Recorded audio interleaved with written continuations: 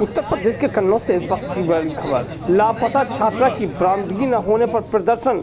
अखिल भारतीय पाल महासभा ने किया प्रदर्शन। लापरवाही का आरोप लगा पुलिस प्रशासन के खिलाफ की नारेबाजी। 5 दिन में छात्रा की बरामदगी न होने पर अनिश्चितकालीन धरना। प्रशासन की कई बात। छिबरा मऊ के रसूलाबाद की नाबालिग छात्रा 50 दिन पहले कोचिंग के लिए निकलने के बाद से लापता। कलेक्ट्रेट परिसर में पाल महासभा जिलाध्यक्ष अंशु पाल की अगुवाई में हुआ प्रदर्शन। पुलिस प्रशासन मुर्दाबाद मुर्दाबाद मुर्दाबाद। प्रियंका पाल को न्याय दो, न्याय दो, न्याय दो। प्रियंका पाल को न्याय दो, न्याय दो, न्याय दो। प्रियंका पाल को न्याय दो, न्याय दो, न्याय दो। प्रियंका पाल को न्याय दो, न्याय दो, न्याय दो। प्रियंका पाल को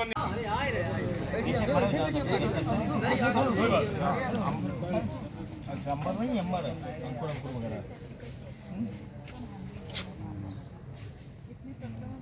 चलिए चलिए ठीक। कब भैया फोन आओ तो क्या किसको? हाँ किसका?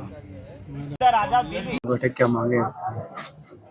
देखिए, आज हम और हमारे समाज के लोग काफ़ी लोग आए हैं और पीड़ित परिवार आया है। प्रियंका पाल जो एक लड़की है, बिटिया है 17 वर्ष की, नाबालिग बेटी, उनके माता पिता, उनका परिवार लगभग 50 दिनों से लगातार चक्कर काट रहा है। वो जिलाधिकारी साहब के पास जाता है, कभी वो एसपी साहब के पास जाता है, कभी वो आईजी साहब के पास जाता है, और जहाँ जो जिसको बता देता है। कोई कहता है कि आसिम अरुण के पास चली जाओ तो मदद हो जाएगी, तो परिवार उनके पास भी गया। लेकिन अभी तक 50 दिन होने के बावजूद अभी उस परिवार को ना न्याय मिला है, ना वो बेटी का कुछ पता चल पाया है।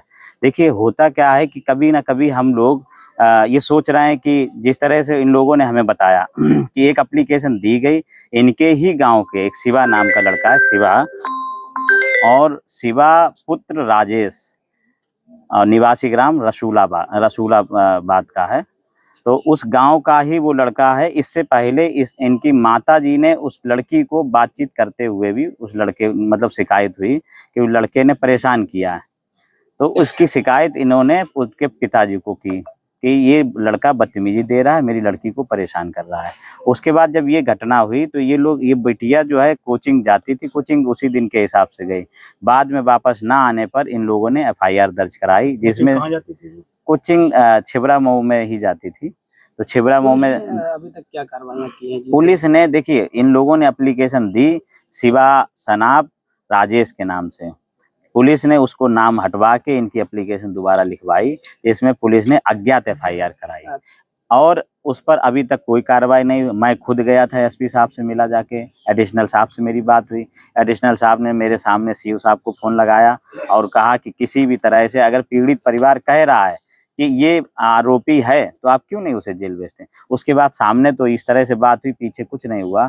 और ये बात होने के बाद मुझे लगता है लगभग 50 दिन टोटल हो गए हैं और 40 दिन हो चुके हैं इस तरह से बात होने को। अभी तक पीड़ित परिवार को न्याय नहीं मिला है। पीड़ित परिवार कई बार कन्नौज सांसद अखिलेश यादव से मुलाकात की, राज्य मंत्री आसिम अरुण से भी बात की।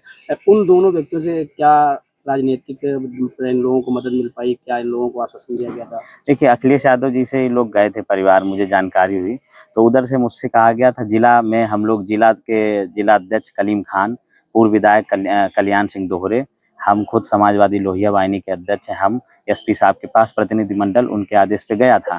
लेकिन हम लोग विपक्ष में बैठे लोग हैं हम। और दूसरी बात, ये लड़की पाल समाज की है।